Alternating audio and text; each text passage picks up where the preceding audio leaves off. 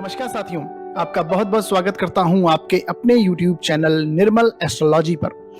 साथियों, हमारे जीवन में जो भी दृढ़ और स्थायी खुशियां आती हैं, 90% उसके लिए प्रेम जिम्मेदार होता है। और यदि सच्चा प्रेम जीवन का आधार बन जाए तो कहते हैं कि जीवन को सफल होने से कोई नहीं रोक सकता। साथियों, सच्चा प्रेम वही है जो कि राम और सीता का प्रेम था, राधा और कृष्ण का प्रेम था, या मीरा का कृष्ण के प्रति प्रेम था। परंतु आजकल के इस दौर में प्रेम की परिभाषा ही बदल चुकी है। आजकल के इस जमाने में प्यार अपनी अपनी जरूरतों के हिसाब से होता है, अपने अपने बेनिफिट्स को देखते हुए होता है, जो कि आज है तो कल नहीं है और कल है तो परसों नहीं है। और हमारे पास ऐसे बहुत से युवा पीढ़ी के प्रश्न आते हैं जो कि 17 से 24 वर्ष की आयु के होते हैं। वो कहते हैं कि हमें हमारा बॉयफ्रेंड या गर्लफ्रेंड या प्यार मिलेगा या नहीं। तो आज का हमारा विषय इसी प्रेम संबंधों पर आधारित है। यानी आपके जीवन में कोई ऐसा होगा जिससे आपको प्रेम होगा या नहीं, या कोई आपका लव अफेयर या प्रेम संबंध बनेगा या नहीं। तो ऐसी कौन सी ग्रह स्थितियां हैं जो किसी भी व्यक्ति के जीवन में लव या प्रेम संबंध बनाने के लिए उत्तरदायी होती हैं, इसे आज हम समझने वाले हैं। और ध्यान रखें, आज केवल हम प्रेम संबंध पर बात करेंगे, ना कि प्रेम विवाह पर। प्रेम संबंध जो कि सफल होकर लव मैरिज का रूप ले ले, इस पर हम आने वाले वीडियोस पे बात करने वाले हैं, पर आज हम केवल प्रेम संबंध पे बात करेंगे। तो आइए शुरू करते हैं आज का वीडियो। और साथियों, याद रहे, हम अपने वीडियो के अंत में एक खास विषय इसी से संबंधित एक टिप देने वाले हैं, तो वो वीडियो के साथ हमारे बने रहिएगा। साथियों, यदि हम प्रेम की बात करें तो प्रेम के लिए जो ग्रह जिम्मेदार होते हैं वो हैं चंद्रमा और शुक्र। क्योंकि शुक्र है आकर्षण का कारक, शुक्र है सुंदरता का कारक, और चंद्रमा है आपका मन, आपकी फीलिंग्स, आपकी थिंकिंग। ये चंद्रमा है। तो आप भी अपनी जन्म पत्रिका खोल लीजिए और एक एक करके स्थितियां मिलाते जाइए। आपके सामने स्क्रीन पर एक खाली पत्रिका आपको दिखाई दे रही होगी, और यदि जन्म कुंडली के केंद्र या त्रिकोण स्थानों में, केंद्र स्थान होते हैं पहला, चौथा, 7वां और 10वां भाव। त्रिकोण स्थान है पहला, 5वां और 9वां भाव। इन स्थानों में यदि 2 नंबर या 4 नंबर का अंक आपकी कुंडली में लिखा हुआ है, यानी वृषभ राशि या फिर कर्क राशि लिखी हुई है, और वहां पर यदि चंद्रमा विराजमान है, तो आप समझ लीजिए ये स्थिति जीवन में प्रेम संबंध को दर्शाती है। यानी आपके जीवन में भी कभी ना कभी जीवन में कोई ना कोई प्रेम संबंध अवश्य बनेगा। पहली स्थिति को आप समझ चुके हैं। अगर हम दूसरी स्थिति की बात करें तो वो है कि जब आपके कुंडली के केंद्र स्थानों में या फिर त्रिकोण स्थानों में 2 नंबर, 7 नंबर या 12 नंबर लिखा हुआ, जो स्थान आप यहां पे देख रहे हैं, इन स्थानों में यदि आपकी कुंडली में 2 नंबर यानी वृषभ राशि, 7 नंबर यानी तुला राशि और 12 नंबर यानी मीन राशि, ये अंक लिखे हुए हैं, और वहां पर यदि शुक्र बैठे हुए हैं, शुक्र विराजमान है इनमें से किसी भी भाव में, तो आप ये समझ लीजिए ये स्थिति भी जीवन में प्रेम संबंध को जन्म देगी। कभी ना कभी जीवन में आपके लव अफेयर या फिर प्रेम संबंध बनेगा ही बनेगा। ये थी दूसरी स्थिति साथियों। अब और आगे कुछ स्थितियों को हम डिस्कस करने वाले हैं, आइए देखते हैं। साथियों, जब जन्म पत्रिका में शुक्र और चंद्रमा की युति हो जाए और ये युति कुंडली के किसी भी भाव में बन जाए, तो ये युति जीवन में प्रेम संबंध को अवश्य लेके आती है। क्योंकि शुक्र यहां पे सुंदरता के कारक होते हैं, आपको सभी को पता है। शुक्र आकर्षण के कारक हैं, शुक्र सेक्स लाइफ के कारक हैं, शुक्र भोग विलास के कारक हैं, शुक्र जीवन में जितनी भी सुख सुविधाएं हैं उसके कारक हैं। और चंद्रमा क्या है? चंद्रमा आपकी मन की स्थिति है, आपका मन है चंद्रमा, आपकी फीलिंग्स है चंद्रमा, आपकी थिंकिंग है। तो जब ये दोनों साथ में बैठते हैं तो प्रेम संबंध के लिए ये युति बहुत कई हद तक जिम्मेदार होती है। ये युति में प्रेम संबंध आपके जीवन में अवश्य ही आने वाला है, ये समझ लीजिए। और अगली युति है शुक्र और मंगल की युति। शुक्र को आपने अच्छे से समझा है, और मंगल क्या होता है? मंगल है फायरी प्लेनेट। मंगल से हम क्रोध को देखते हैं, जोश को देखते हैं, मंगल से उत्साह को देखते हैं हम। तो जब शुक्र और मंगल एक साथ में बैठते हैं तो ये भी जीवन में 101% आप समझ लीजिए लव का चांस लेके ही आएंगे। आपका लव योग लगेगा ही लगेगा। आपके जीवन में प्रेम संबंध बनना ही बनना तय है शुक्र मंगल की युति में। इसी प्रकार है शुक्र और राहु की युति। शुक्र को आपने समझा है, और राहु क्या है? राहु राक्षस है। राहु इल्यूजन क्रिएट करता है। राहु आकस्मिक चीजें जीवन में लेके आता है, सडननेस लेके आता है। तो शुक्र और राहु की युति भी आप समझ लीजिए प्रेम संबंध को जन्म देती है। कुंडली में ये युति भी अगर होगी तो भी आपका लव योग बनेगा ही बनेगा, लव का चांस अवश्य होगा। इसी प्रकार शुक्र और केतु की युति। अब जैसे आपने समझा कि शुक्र और राहु की युति आकस्मिक रूप से अचानक से ऐसा प्रेम संबंध का निर्माण कर देती है, और शुक्र केतु की, केतु क्या है? केतु है रहस्यमयी चीज। केतु को गुप्तता से संबंध है। तो जीवन में ऐसा प्रेम कभी उजागर नहीं हो पाता, पब्लिकली ये प्रेम सामने नहीं आएगा कभी भी। शुक्र और केतु की युति भी प्रेम संबंध को निर्माण करती ही करती है। इसी प्रकार चंद्र और मंगल की युति भी प्रेम संबंध का निर्माण करती है। इसी प्रकार अगली युति है चंद्र और राहु की युति। चंद्रमा मन है तो राहु भ्रम का निर्माण करता है, मन को भ्रमित करने वाली युति, जिसको जनरली हम ग्रहण दोष भी कह देते हैं। तो इस युति में भी लव अफेयर का चांस अवश्य बनता है, लव चांस अवश्य होगा। अब साथियों, अगर ये सारी युतियां 6, 8, 12 भाव में होंगी तो इसका परिणाम सही नहीं आएगा। हालांकि हमें इसके बारे में आज का हमारा ये विषय नहीं है, क्योंकि आज के विषय में हम केवल प्रेम संबंधों पे बात कर रहे हैं कि प्रेम संबंध जीवन में आएगा या नहीं, उसका क्या परिणाम होगा, वो आगे चलेगा या नहीं, वो कितना चलने वाला है, कितना टिकेगा, या आपका वो लव मैरिज का रूप लेगा या नहीं। इसके बारे में हम अगले वीडियोस में बात करेंगे। तो 6, 8, 12 में होगी तो क्या होगा? लव लाइफ ज्यादा नहीं टिकेगी। बाकी किसी भी भाव में होती है ये युतियां तो जरूरी नहीं है वो भी आगे चले, क्योंकि इसके लिए कुंडली के और भी योगों को देखना होता है, और इन योगों के बारे में हम आने वाले वीडियोस में जरूर बात करेंगे। तो साथियों, और कौन कौन सी ऐसी ग्रहों की स्थितियां हैं जो प्रेम संबंध का निर्माण करेंगी?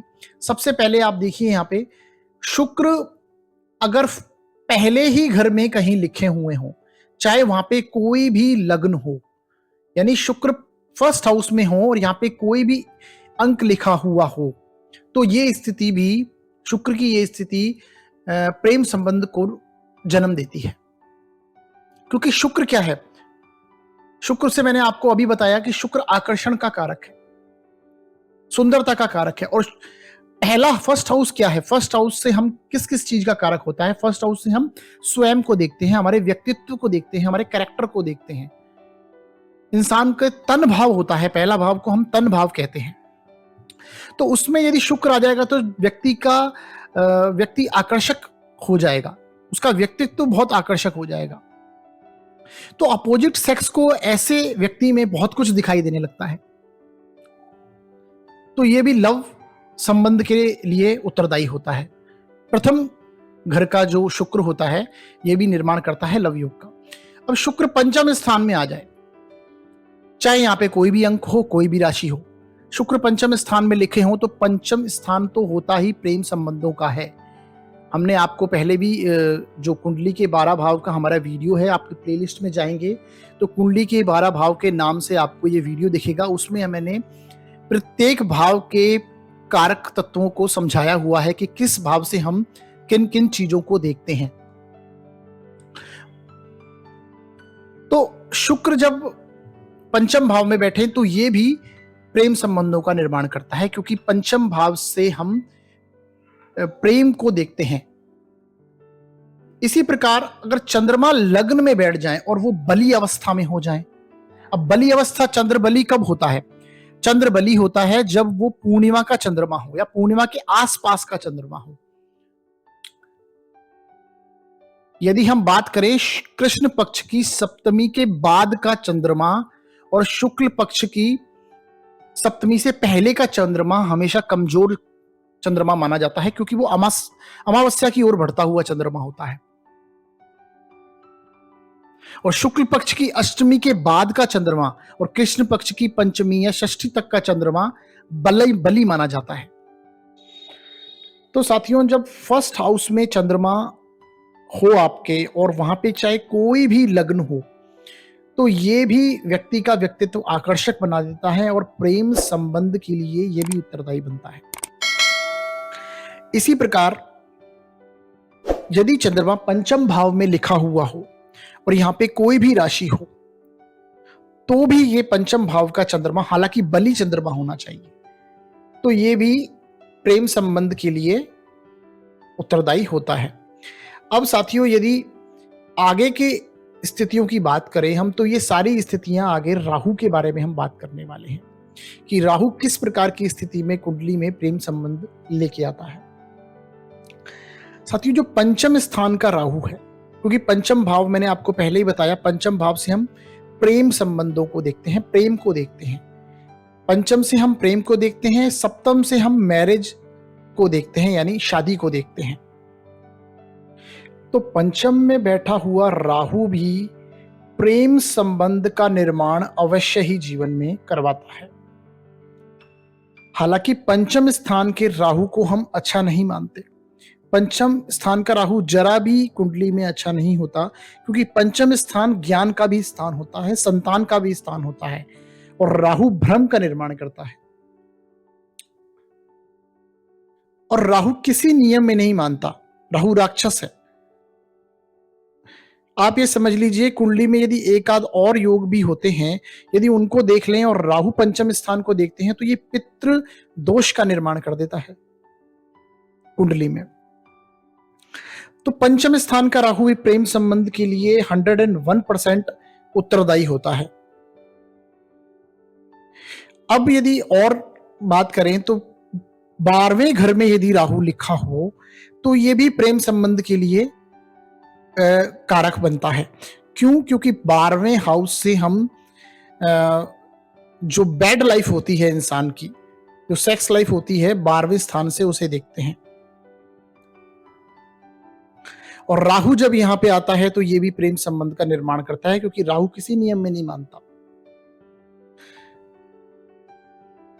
अब ऐसे राहु के बारे में हम बात करें तो ऐसे राहु वाला आदमी कई बार जीवन में गलत संबंध भी बना लेता है, जो कि अनैतिक संबंध आप बोल सकते हैं।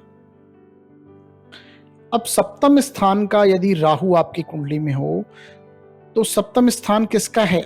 मैरिज का स्थान है, आपके पार्टनर का स्थान है। तो सप्तम स्थान का राहु भी प्रेम संबंधों के लिए उत्तरदायी होता है, और कई बार ये लव मैरिज तक भी करवाने के लिए सहायक बन जाता है, लव मैरिज भी करवा देता है। इसी प्रकार 4th हाउस का जो राहु होता है, ये भी लव संबंध का निर्माण जीवन में अवश्य दे देता है। क्योंकि 4th हाउस क्या है? 4th हाउस आपका घर है,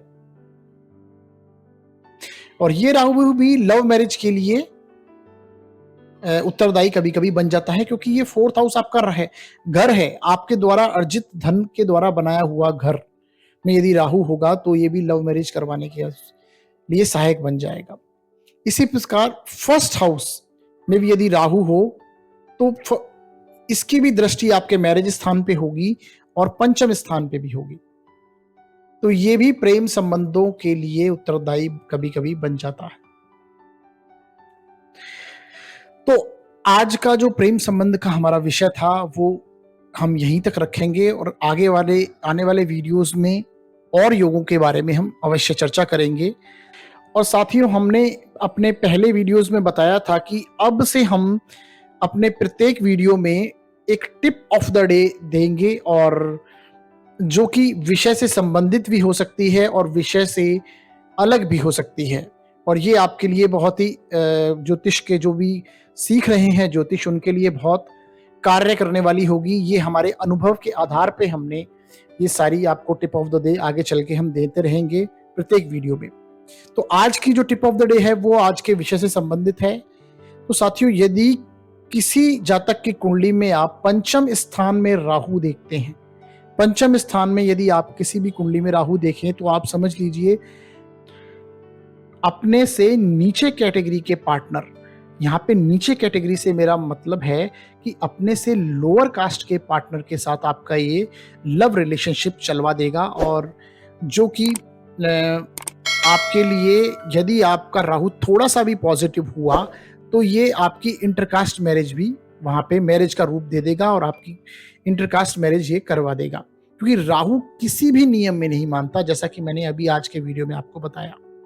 तो साथियों, आपको हमारी आज की टिप ऑफ द डे कैसे लगी ये आप हमें कमेंट करके अवश्य बताइए, और हमारा वीडियो आपको कैसा लगता है ये भी आप हमें अवश्य बताइए। हमारे वीडियो को लाइक कीजिए, शेयर कीजिए वीडियो को, और चैनल को सब्सक्राइब कीजिए। कोई भी यदि आपको सुझाव देना है, यदि कोई भी आपको हमारे वीडियो में प्रॉब्लम लगती है, तो आप हमें कमेंट बॉक्स में अवश्य लिखिए। आपका कमेंट जब हमें प्राप्त होता है तो बहुत खुशी होती है। और यदि आप अपनी प्रॉब्लम्स का विश्लेषण, जन्म कुंडली का विश्लेषण करवाना चाहते हैं, तो न्यूनतम शुल्क में हमारे डिस्क्रिप्शन में दिए हुए नंबर्स पे आप हमें कॉल कर सकते हैं, और न्यूनतम शुल्क में ये सारी चीज़ आपके लिए अवेलेबल होगी। तो हमारा वीडियो देखने के लिए बहुत बहुत धन्यवाद।